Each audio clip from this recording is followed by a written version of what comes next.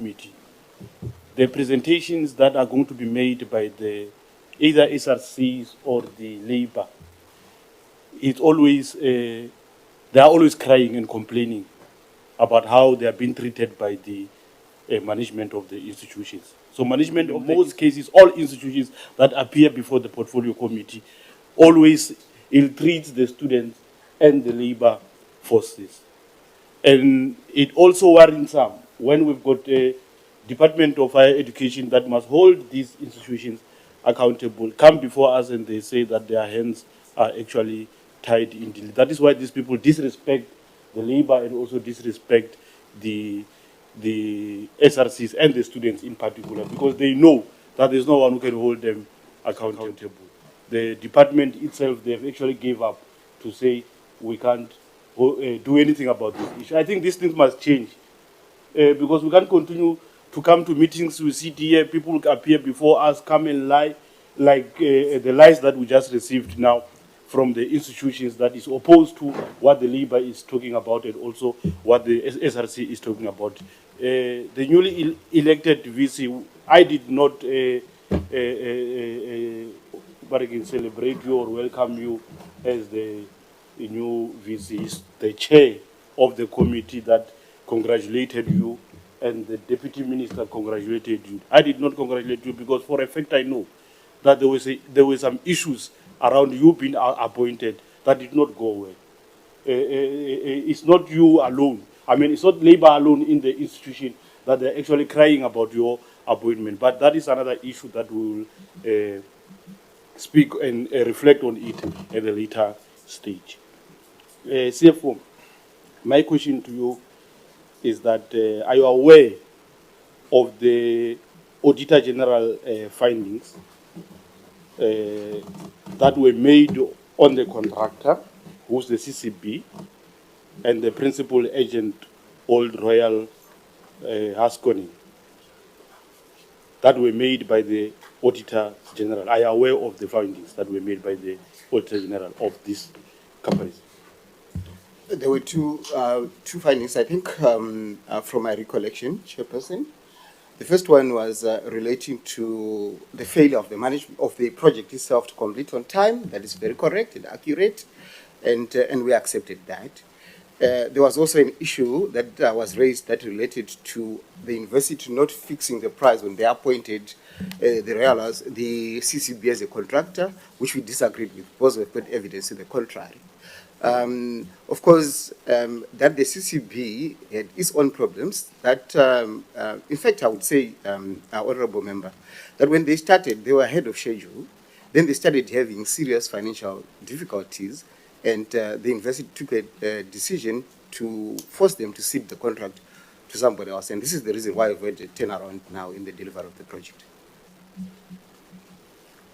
So, and then around July 2024, the then Vice Chancellor, Professor Mbati, made a recommendation that a comprehensive independent forensic investigations must be made based on these delays of the project.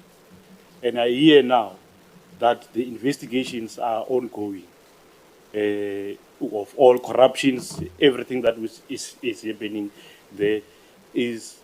So my question to you, it will be that since July 2024, after the then Vice Chancellor recommended that there should be this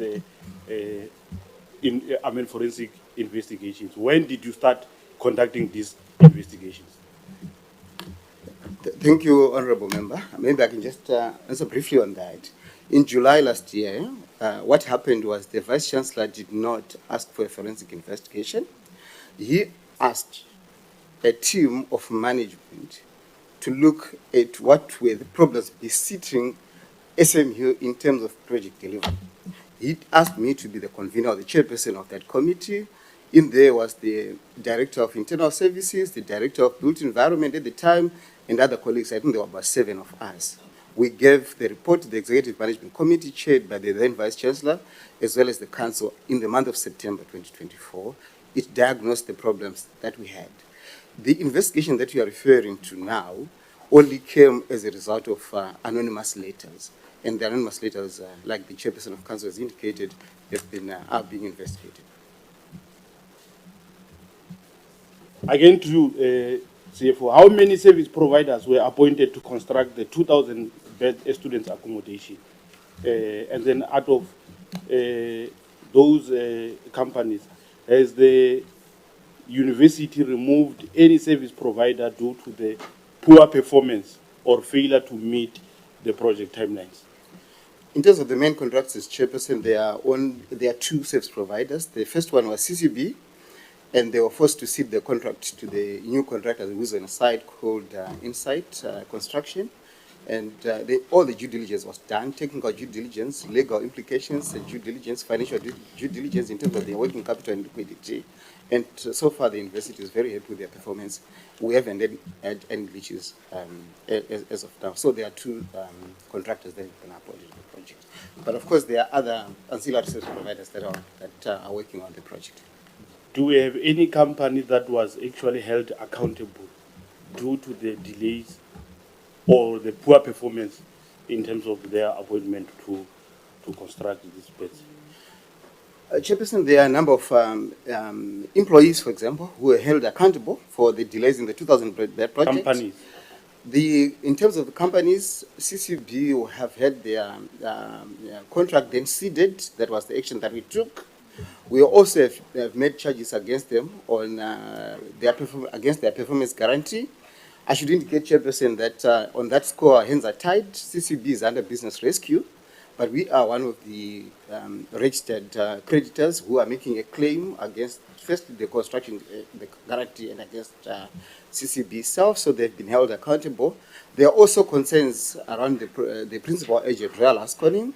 There is an investigation that is currently ongoing in terms of how they handled the project management side of the process. Right, thank you. Fine.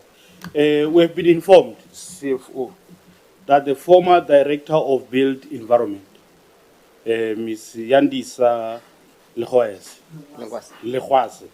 resigned because you allegedly pressured her to sign off work that has not been completed in order to process payment. Is this true? That is a lie, Chair. I should indicate that Mel Ngwasa did not resign for that reason. There was an investigation that was commissioned by the then Vice Chancellor, Professor Mpati, which was investigating her herself and myself. It cleared me. She was found wanting on all four allegations against her. She resigned soon after that report came out. So, in fact, I can say she ran away from the consequences that would come out of that investigation. Deputy Chair of the Council, why is the now newly appointed Vice Chancellor, who actually at some point was Deputy Vice Chancellor for Academic and Research in September, somewhere around September 2022, if I'm not mistaken, you will correct me.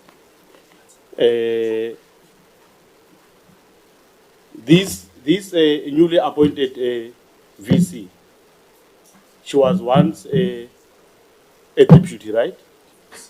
Of the DVC, and then now you have appointed this VC despite not meeting the advertisement requirements. I'm not done. Your advertisement requirement actually. It was actually saying it needs someone with a 10 years proven experience in academic leadership. 10 years, right? And then and the advert clearly stated this experience must be at the level of a dean, deputy dean, or a head of academic department. And at that time, she did not have these qualifications or these leadership levels that you were actually expecting when she was appointed. Thank you, Honorable Chair. Honorable Member, let me tell you that the current DVC has met all the criteria that has been stated in the advert. It is not the first time that she is employed by the university. She came to Sefako Makgatho from Cape CPUT. She has 27 years of leadership experience in the academic field. So we scrutinized her. She met the and for your information, the advert was widely advertised in the newspapers. It's not that we just looked at her CV only. It was widely advertised. There were many applicants from various universities, and the shortlist was done based on meeting the criteria. So she met the criteria. Can you mention one or two of those criteria that you were actually required, and then she was meeting them? I've mentioned the PhD. I've mentioned the 10 years that we are talking about in academic experience. She met